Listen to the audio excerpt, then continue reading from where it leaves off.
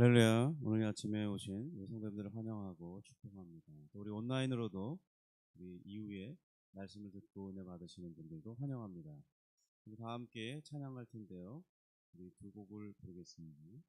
우리 찬송가 288장 예수를 나의 구 삼고 찬양할 텐데, 제가 이 치운 기타 코드 악보는 박자가 좀 달라서 좀 다를 수 있지만 같이 찬양하도록 하겠습니다.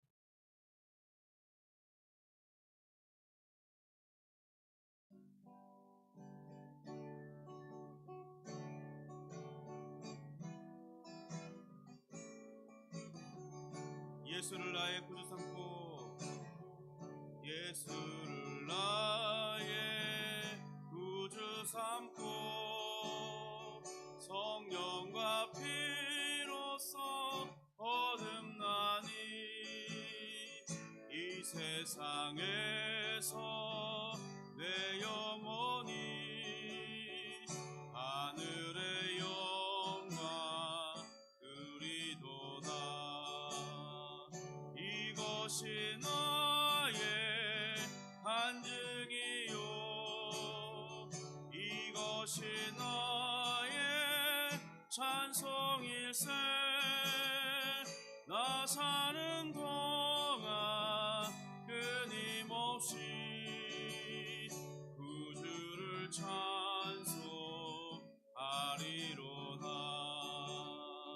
온전히 주께 맡긴 내 영, 사랑의 음성을 듣는 중에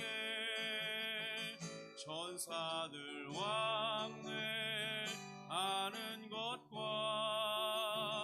하늘의 영광 보리도다. 이것이 나의 간증이요, 이것이 나의 찬송일세.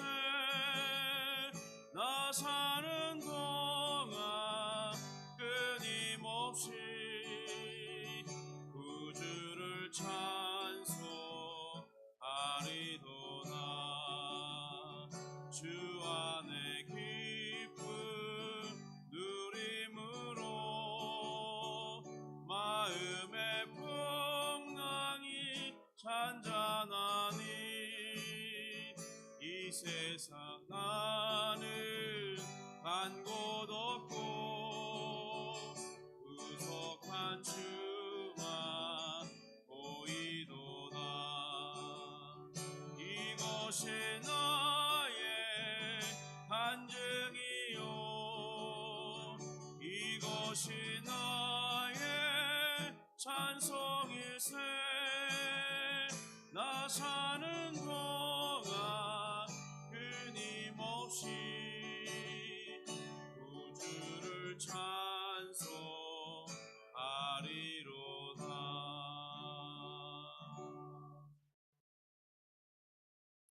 우리 복음송 십자가 그 사랑 멀리 떠났고,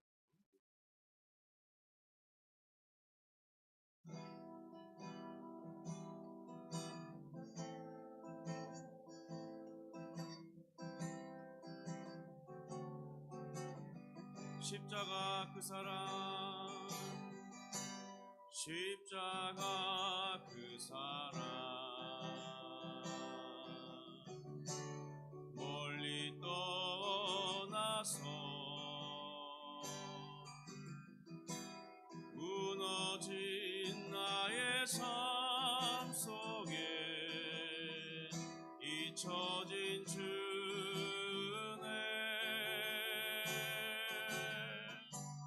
돌 같은 내 마음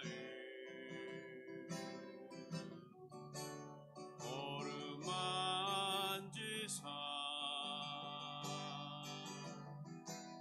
다시 일으켜 세우신 주를 사랑합니다. 주 나를 보호하시고 날 붙드시리. 나는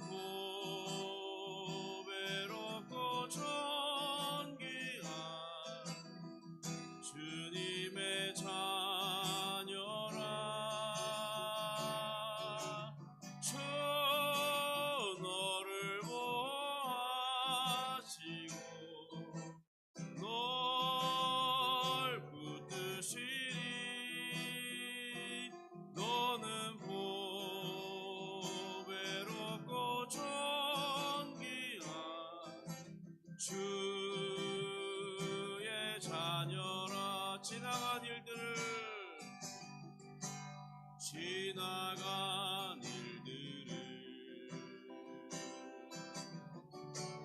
기억하지 않고 이전에 행한 모든 일 생각지 않으리. 사망의 강들과 길을 내시는 주, 내 안에 새해 행하실 주만 바라보리라. 주 너를 보호하시고 날 붙드시리. 나는 보배롭고 존귀한 주님의 자녀라.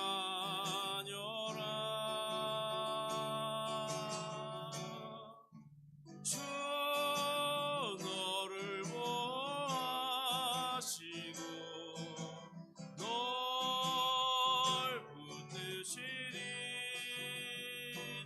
너는 보배롭고 존귀한 주의 자녀라.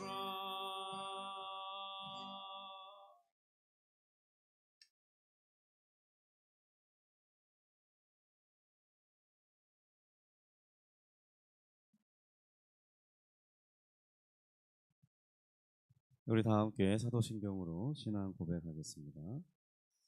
전능하사 천지를 만드신 하나님 아버지를 내가 믿사오며 그 외아들 우리 주 예수 그리스도를 믿사오니 이는 성령으로 잉태하사 동정녀 마리아에게 나시고 본디오 빌라도에게 고난을 받으사 십자가에 못 박혀 죽으시고 장사한 지 사흘 만에 죽은 자 가운데서 다시 살아나십니다. 하늘에 오르사 전능하신 하나님 우편에 앉아 계시다가 저리로서 산자와 죽은 자를 심판하러 오시리라. 성령을 믿사오며 거룩한 공예와 성도가 서로 교통하는 것과 죄를 사하여 주시는 것과 몸이 다시 사는 것과 영원히 사는 것을 믿사옵나이다. 아멘. 하나님 아버지 감사합니다. 우리를 주님의 자녀로 불러서 이 땅을 사는 동안도 주를 의지하며 살게 하시고 또 우리가 들어가게 돼 하나님의 나라에서도 주를 의지하며 살아가는 복됨을 누리게 하시니 감사합니다. 주님, 오늘 우리가 신앙으로 고백했던 것처럼 우리의 몸이 다시 살며 또한 그 후로 영원히 살게 될 것을 믿는 이 신앙을 고백하였사온데 주여 우리가 이것을 고백했지만은 그것이 무엇을 말하는지 우리가 무엇을 뜻하는지 잘 이해하지 못한 채 지금까지 신앙 고백을 해왔는지 모릅니다. 주님, 저희가 다시 한번 이것을 살펴볼 때에 분명하게 하여 주시고 그것이 나의 분명한 신앙 고백으로 고백하며 그것으로 비롯되는 큰 기쁨과 능력을 맛볼 수 있도록 인도해 주시옵소서. 하나님, 우리가 이 땅을 살아가는 동안 신자로 살아갈 때 정말 믿지 않는 자들에게 소금으로 또한 저들에게 빛으로 비춰주는 그런 삶을 살 수 있도록 도와주시고 그것이 우리의 사명이 되며 우리의 열정이 되며 우리의 모든 삶의 목표 중에 가장 우선된 목표가 될 수 있도록 우리를 이끌어 주시고 변화시켜 주옵소서. 감사하며 예수님의 이름으로 기도합니다. 아멘. 우리 함께 보실 말씀은 고린도전서 15장 12절부터 28절입니다. 고린도전서 15장 12절부터 28절 말씀을 보겠습니다.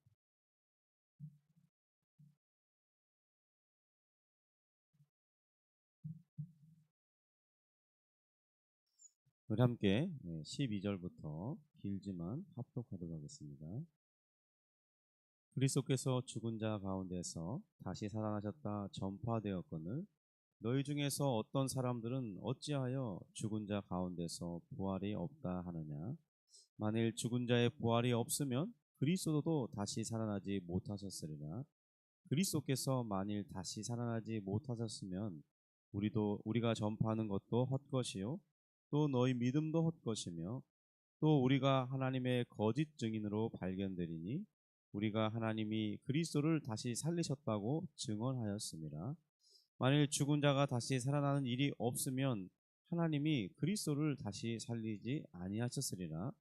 만일 죽은 자가 다시 살아나는 일이 없으면 그리스도도 다시 살아나는 일이 없었을 터이요. 그리스도께서 다시 살아나신 일이 없으면 너희의 믿음도 헛되고 너희가 여전히 죄 가운데 있을 것이요. 또한 그리스도 안에서 잠자는 자도 망하였으니 만일 그리스도 안에서 우리가 바라는 것이 다만 이 세상의 삶뿐이면 모든 사람 가운데 우리가 더욱 불쌍한 자이리라. 그러나 이제 그리스도께서 죽은 자 가운데서 다시 살아나사 잠자는 자들의 첫 열매가 되셨도다. 사망이 한 사람으로 말미암았으니 죽은 자의 부활도 한 사람으로 말미암는도다. 아담 안에서 모든 사람이 죽은 것 같이 그리스도 안에서 모든 사람이 삶을 얻으리라.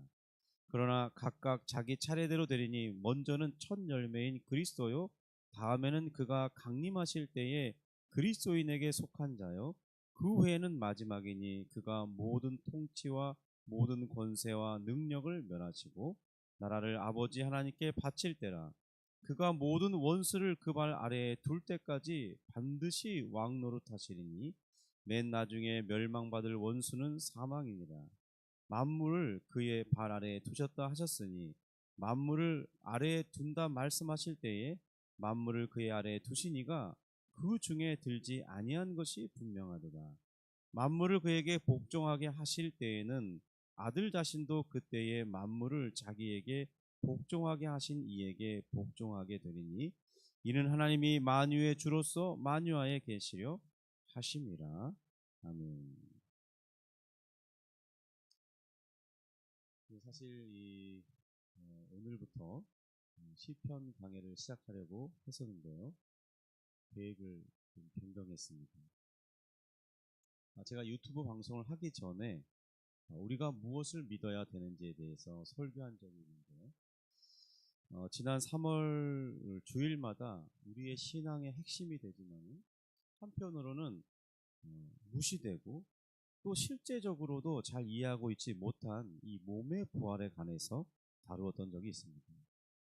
그런데 유튜브 방송은 4월 8일부터인가 시작했기 때문에 그 설교한 것에 대한 영상 자료가 남아있지 않았습니다. 그래서 누군가 이 부분에 대해서 좀 알고 싶다고 들어보고 싶다고 하는 얘기를 전해 들었는데 그래서 계획을 변경해서 다시 한번 이 아침 예배 시간에 다뤄보고자 합니다. 근데 어차피 이 부분은 우리가 반복해서 들어야 될 부분이고 우리 신앙의 가장 핵심이 되는 중에 한 부분이기 때문에 그렇게 반복하는 것은 실제로 우리에게 유익이 됩니다. 그리고 또 저도 설교를 해보면 같은 설교의 본문이어도 같은 방식으로 설교하는 적이 없거든요. 약간씩 포인트가 다르고 설명하는 방식이 다르고 실제로 설교문을 작성하다 보면 그 이전에 생각지 않았던 부분들이 보이면 다 다르게 설교하기 때문에 동일한 설교는 아니지만 어떤 포인트가 다르게 같은 내용을 다루게 됩니다. 그래서 우리 성도님들도 들을 때에 또 다른 유익이 될 수 있으리라고 믿습니다. 저희가 설교하는 특성을 제가 살펴보면 그 연구의 내용의 분량이 많아지게 되면 또 길어지기도 하기 때문에 그러면 그런 내용들을 좀 끊어서 나눠서 설교하다 보면 계획은 3번에 걸쳐서 하기로 생각했지만 어쩌면 횟수가 더 늘어날 수도 있을 것 같습니다. 그건 하다 보면 조정이 될 것 같은데요. 그렇습니다. 그래서 본격적으로 이제 말씀을 전해드리면 제가 이제 신앙생활을 해오면서 수십 년 동안 신앙생활을 해왔지만 우리가 장차 입게 될 이 몸의 부활에 대해서 설교를 듣거나 또는 구체적으로 배움을 받을 기회는 저의 기억에는 별로 없습니다. 여러분의 기억에는 그런 기억이 분명히 있나요? 제가 본격적으로 신앙생활을 한 이 고등학교 이후에 대략 한 35년 동안 어, 여러 교회를 사역하고 돌아다녀 봤지만 제 기억에는 없습니다.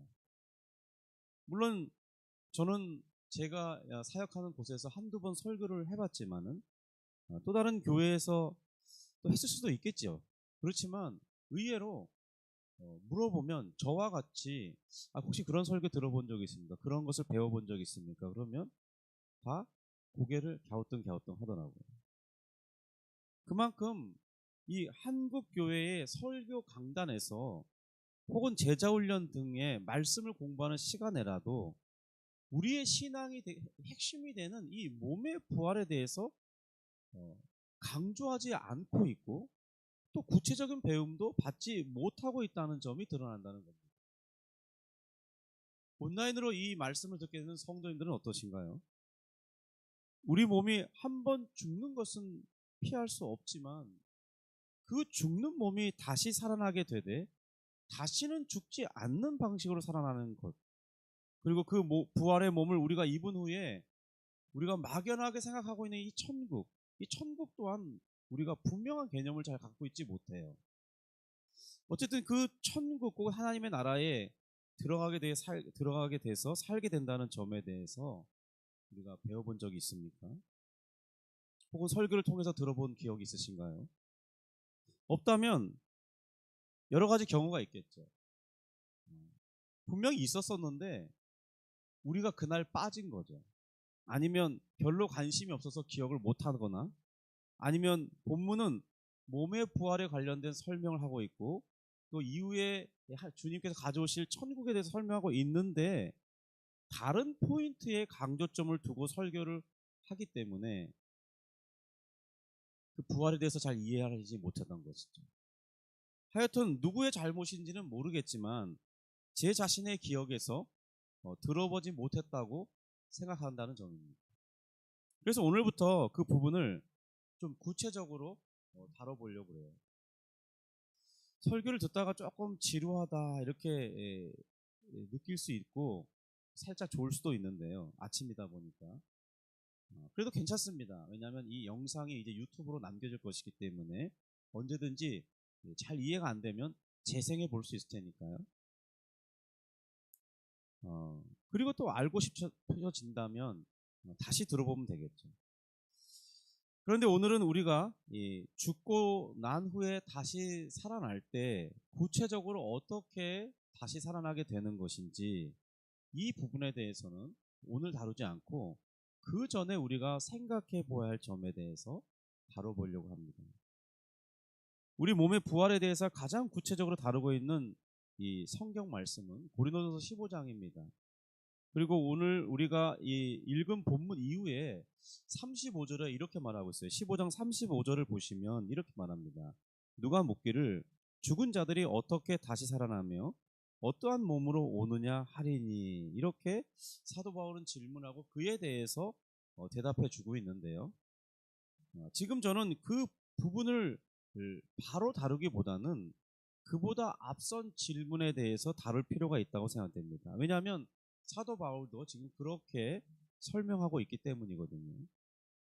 이제 본격적으로 그러면 오늘 다룰 본문의 내용을 다뤄볼 텐데요. 한 가지 저의 이 설교의 스타일에 대해서 좀 말씀드리면 조금 이렇게 딱딱할 수가 있어요. 그리고 마치 학교에서 수업을 듣는 것처럼 느낌이 들 수도 있거든요. 왜냐하면 저는 이 설교할 때 예화를 좀 잘 사용하지 않습니다. 그냥 본문 강해를 집중적으로 하는 스타일이라서 그렇게 이해하시고 마음을 이렇게 다잡고 들어오시면 좋을 것 같습니다. 이 오늘 본문의 주된 이슈는 예수님의 육체의 부활이 분명한데 왜 그 부활이 없는 것처럼 생각하느냐 하는 질문을 던지고 있습니다. 우리 12절 같이 한번 읽어볼까요? 12절 시작. 그리스도께서 죽은 자 가운데서 다시 살아나셨다 전파되었거늘 너희 중에서 어떤 사람들은 어찌하여 죽은 자 가운데서 부활이 없다 하느냐. 그러니까 지금 사도 바울이 이 어떤 사람들을 이렇게 거론하면서 그들처럼 만약에 우리도 죽은 자 가운데서 이 다시 살아나는 일이 없다고 생각하거나 또는 그런 부활이 있을지라도 나의 신앙생활에 그게 뭐 그렇게 중요한데 부활이 뭐 그렇게 중요해. 예수님 믿는 게 중요하지. 이런 식으로 우리가 취급하고 있다면 어떤 문제들이 발생하게 되느냐 하는 점을 우리가 다뤄봐야 된다는 겁니다. 먼저 사도 바울의 이 대답을 들어보면 다음 같이 말하죠. 어떤 사람처럼 죽은 자의 부활이 없다면 어떻게 되는 것이냐, 이 질문에 대한 답이 13절부터 19절에 있습니다. 좀 길지만 제가 빠르게 읽어보겠습니다. 만일 죽은 자의 부활이 없으면 그리스도도 다시 살아나지 못하셨으리라.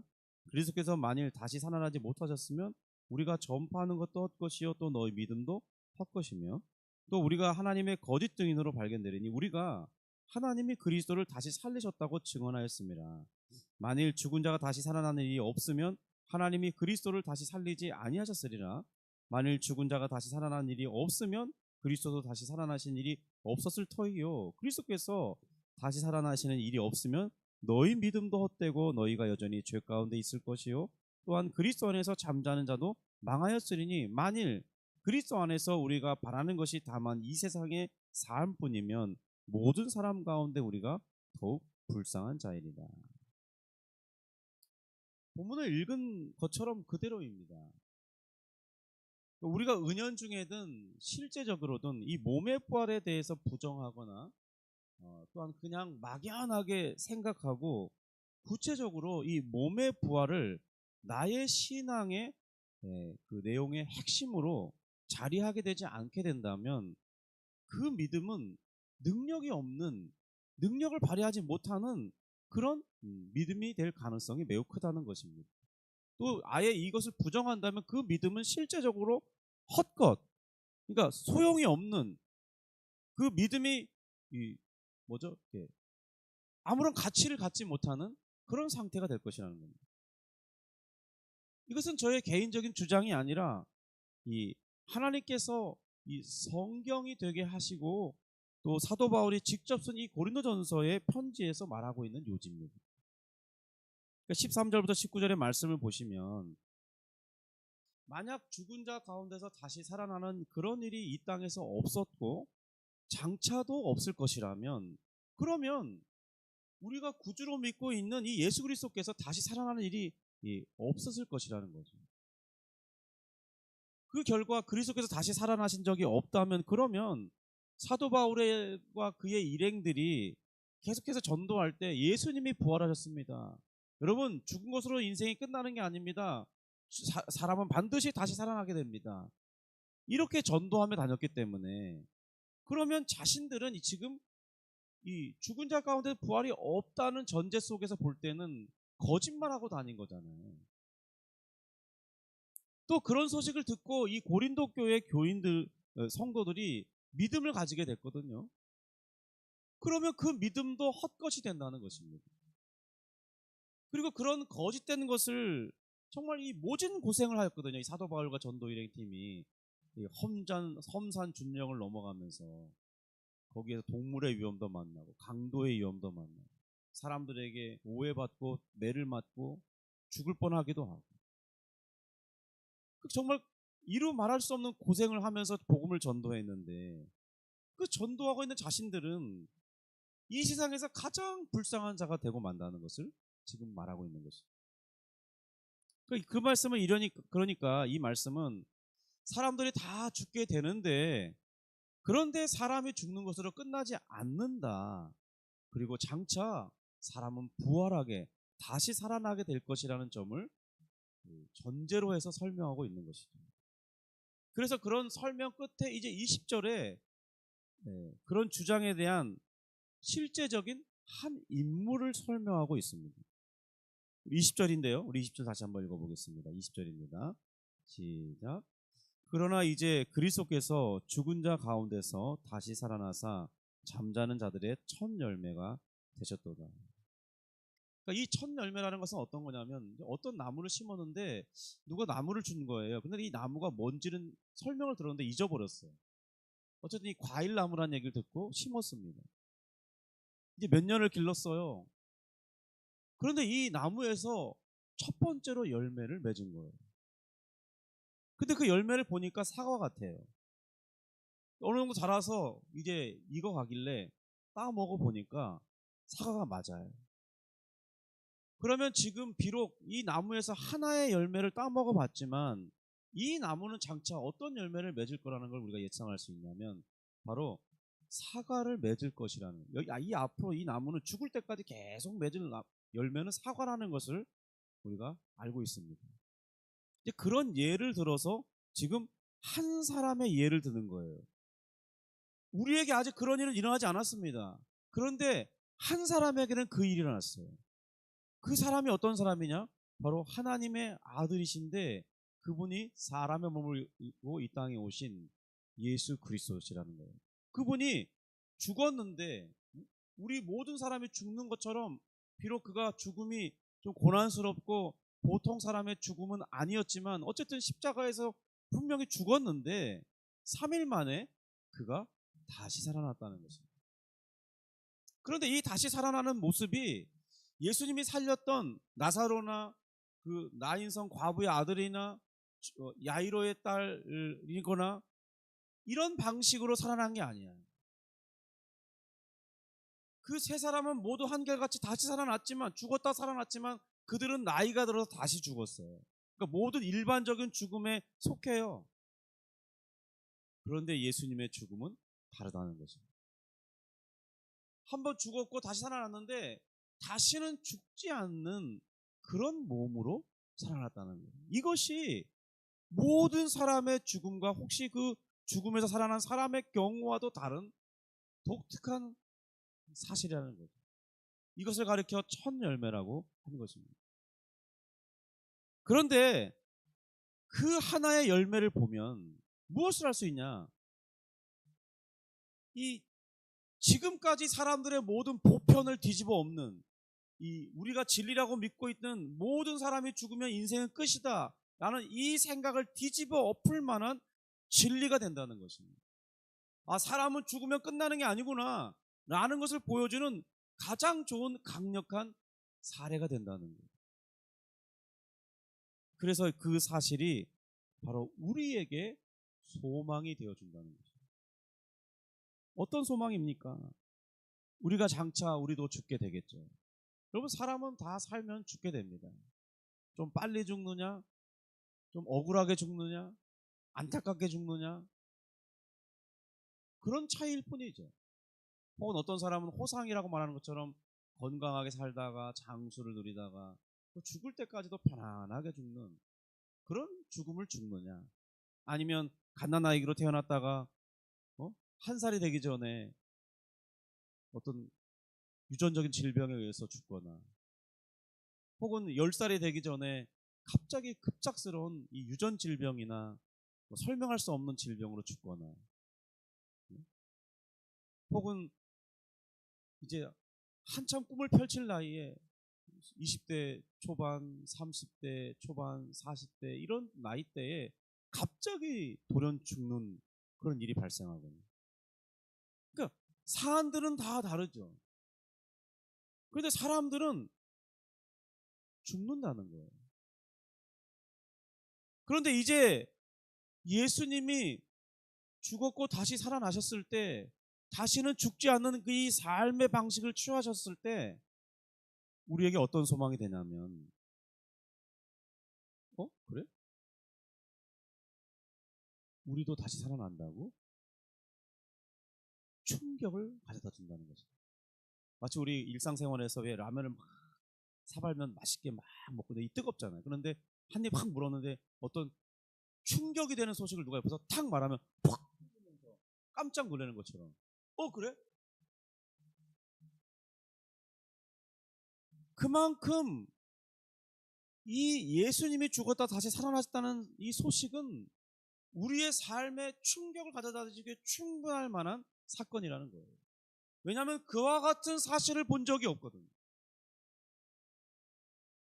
지금까지 우리가 아무리 살펴보아도 죽은 사람이 다시 살아나는 것을 본 적이 없는 것이거든요. 왜 오늘날은 우리나라 같은 경우에는 사람이 죽으면 다 장례를 치를 때 화장 장례식을 치르잖아요. 여기에 깔려 있는 배경이 무엇입니까? 왜 사람을 죽으면 산소에 무덤에 이렇게 안치하지 않고 화장장을 치르는 것입니까? 그것은 사람이 다시 살아나지 않기 때문이라는 거잖아요. 만약 사람이 다시 살아날 것을 믿는다면, 혹여나 그러니까 죽었던 사람들이 가끔 다시 일어나, 한 1000사람 중에 한 명씩은 죽었다 살아나는 거야. 자, 여러분, 그러면 화장장례를 치를 수 있겠습니까? 못 치르죠. 1000명 중에 한 사람만 살아나도 혹시 우리 아버지가, 우리 어머니가 한 열흘 뒤에 다시 살아나면 어떡하지?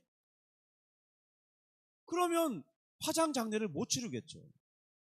그런데 우리가 아무런 걱정과 근심 없이, 우리 특별히 한국은 화장장례가 엄청 빠르게 정착했어요. 이제는 거의 모든 사람이 다 화장장례를 치릅니다. 그것은 뭐예요? 사람이 죽으면 다시 살아날 수 있다는 소망을 갖지 않는다는 거잖아요. 한 번 죽으면 끝이다, 이런 통념이 우리에게 있기 때문에, 그리고 그것이 실제로 사실이기 때문에 그렇게 한다는 거예요. 이처럼 사람들의 이 보편적인 통념은 모든 사람이 죽는 것이기 때문에 그 죽음을 부정할 수 없고, 다시 살아나는 경우가 없기 때문에 사람은 죽으면 끝이라는 이런 생각을 하고 살아간다는 거예요. 그런데 바로 그 생각 때문에 사람들은 죽음 앞에서 절망하는 것입니다. 아픈 사람이, 특별히 이 암에 걸려서, 젊은 나이에 암에 걸려서 죽음을 곧 맞이해야 되는, 왜냐하면 그런 암에 걸린 사람들이 다 그 길을 걸어갔기 때문에 자기도 또 몸에 실제적으로 고통이 찾아오고 죽음을 것이라는 반응이 올 때 그 사람들이 소망을 갖지 못하는 이유가 뭐예요? 내 인생이 이렇게 짧게 끝나는 것에 대해서는 억울함 때문에만 그들이 절망하는 건 아닐 것입니다. 슬퍼하는 것은 아니겠죠. 만약 그렇게 죽었다가도 다시 살아날 때 다시는 아프지 않는 몸으로, 다시는 질병에 노출되지 않는 몸으로, 그리고 죽음이라는 것을 더 이상 경험하지 않을 그런 불사의 몸으로 살아나게 될 것을 자신이 분명하게 알고 있고 믿고 있다면, 그 죽음이 그렇게 그에게 절망일 수만 있을까요? 우리 신자들이 그래서 부활의 소망을 가져야 하는 이유가 여기에 있습니다. 그것은 사실일 뿐만 아니라 우리 삶의 능력이 되어줘요. 우리 인생이 억울하게 죽는 것 같아도 그 죽음을 그렇게 억울하게 생각하지 않을 수 있는 능력이 된다는 거예요.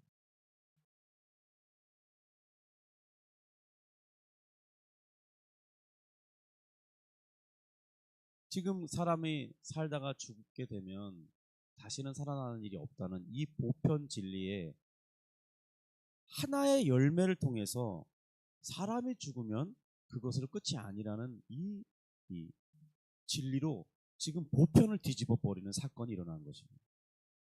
이것은 마치 히로시마에 핵폭탄을 떨어뜨리는 그런 사건과 같은 거예요. 이 예수님이 맺으신 하나의 열매가 지금까지 우리가 생각하고 받아들였던 그 모든 역사적 사실을 다 뒤집어 버리는 것입니다. 이것은 마치 우리 한 20년 전쯤에 이 스티븐 잡스라는 사람이 스마트폰을 들고 나오면서 새로운 이 통신의 세계를 열었고, 그의 주장처럼 앞으로 이 폰 하나가 전 세계를 사로잡을 것이라고 주장했는데, 그 말처럼 모든 사람이 그 사실을 목격하게 될 것이 드러나는 그런, 목격하게 된 그런 것과 같다는 겁니다. 실제로 지금 거의 전 세계 곳곳에 스마트폰을 사용하고 있잖아요. 수십억 명이 스마트폰을 쓰고 있습니다. 경제적으로 극빈한 나라에서조차 소수만 이용할 수밖에 없지만, 그래도 그 나라에도 스마트폰이 있다는 거예요. 이렇게 예수 그리스도의 부활은 우리 전 인류에게 보편으로 그 여기던 그 죽음에 대해서 새로운 시야를 제시하는 그런 역사적 사건이라는 점입니다. 그리고 이 부활이 우리 신앙을 매우 의미 있게 한다는 거예요. 만약 어떤 신자라고 하는 이가 예수 그리스도의 죽으심을 믿어요. 그래서 자신이 하나님 앞에 죄 용서함을 받았고 하나님의 자녀가 되어 살고 있고 그리고 자신이 천국에 들어갈 것이라고 믿고 있는다고 해도 그가 만약 그리스도의 이 부활과 자신의 부활을 믿지 않는다면 그 믿음은 실효성이 없는 믿음이 되고 만다는 거죠. 예수님의 죽으심은 믿어요. 그런데 부활을 믿지 않아요. 실제적인 부활을 받아들이지 않아요. 그 믿음 가짜라는 겁니다. 그 믿음은 하나님이 인정하지, 가짜는 아닐지라도 그 믿음이 하나님께 인정받지는 못해요. 교회에서는 인정받을지 몰라요. 훌륭한 믿음이라고 말할지 몰라요. 그런데요, 하나님은 너는 구원받은 믿음이 아니다라고 말씀하신다는 거예요. 여러분, 우리 신앙 고백, 우리 사도신경으로 신앙 고백할 때 왜 몸이 다시 사는 것을 왜 이렇게 거기에 집어넣겠습니까?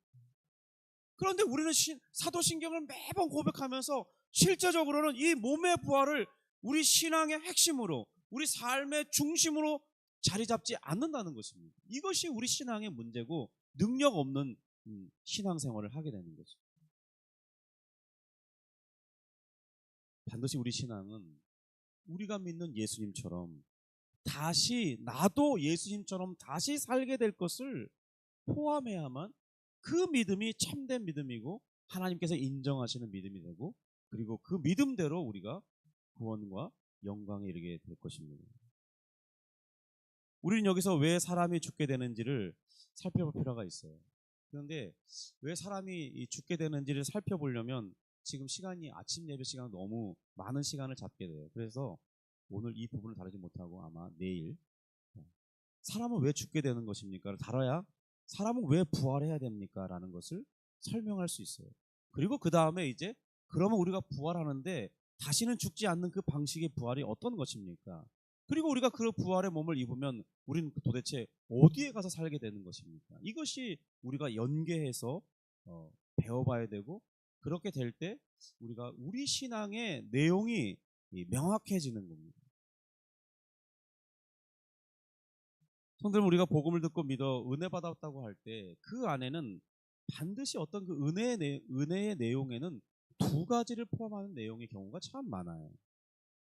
그 예를 다음에 한번 설명하겠지만 어쨌든 사람들은 대부분 그런데 한쪽만 너무 강조해서 믿어요. 마치 예수님의 죽음과 부활 이 두 가지를 동일하게 놓고 배우고 비중을 두고 배우고 그것을 같이 믿어야 되는데 오늘날 이 한국 교회는 예수 그리스도의 십자가의 죽으심, 예수님의 오심과 십자가의 죽으심은 매우 강조해요.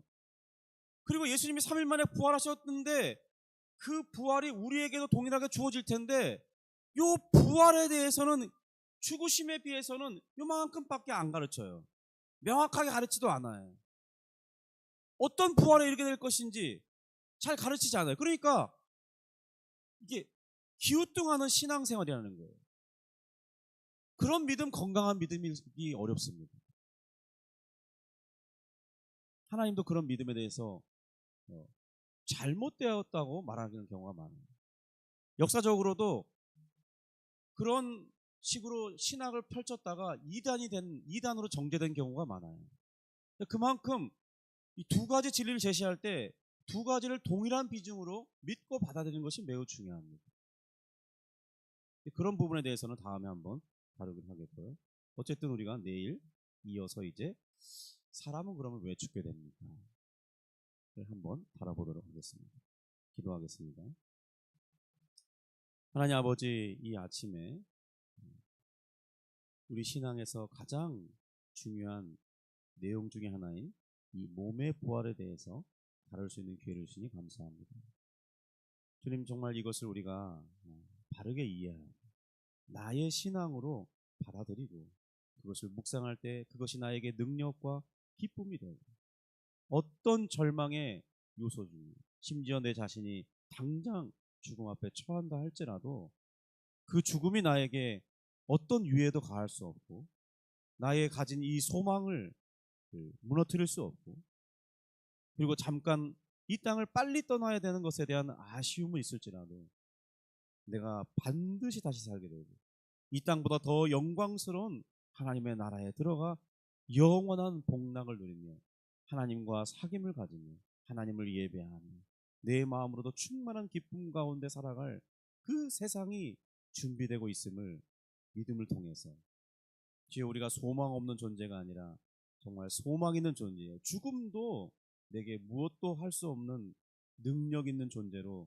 살게 되기를 소원하오니, 주여, 우리에게 분명한 몸의 부활에 관한 신앙을 가질 수 있도록 은혜를 베풀어 주옵소서.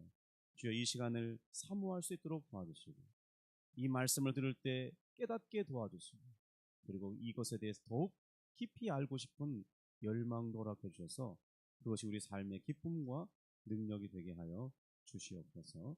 오늘 이 아침에 기도할 때 주님께서 역사해 주시고, 우리의 많은 소원을 주께 아뢰 때 응답해 주시고, 또 성령의 충만함을 받아서 정말 깊은 기도 가운데 들어갈 수 있도록 도와주옵소서. 예수님의 이름으로 기도합니다. 아멘. 하늘에 계신 우리 아버지여, 이름이 거룩히 여김을 받으시오며 나라가 임하시오며 뜻이 하늘에서 이룬 것 같이 땅에서도 이루어지이다. 오늘날 우리에게 일용할 양식을 주옵시고, 우리가 우리에게 죄 지은 자를 사하여 준 것 같이 우리 죄를 사하여 주옵시고, 우리를 시험에 들게 하지 마옵시고 다만 악에서 구하옵소서. 대개 나라와 권세와 영광이 아버지께 영원히 있사옵나이다. 아멘.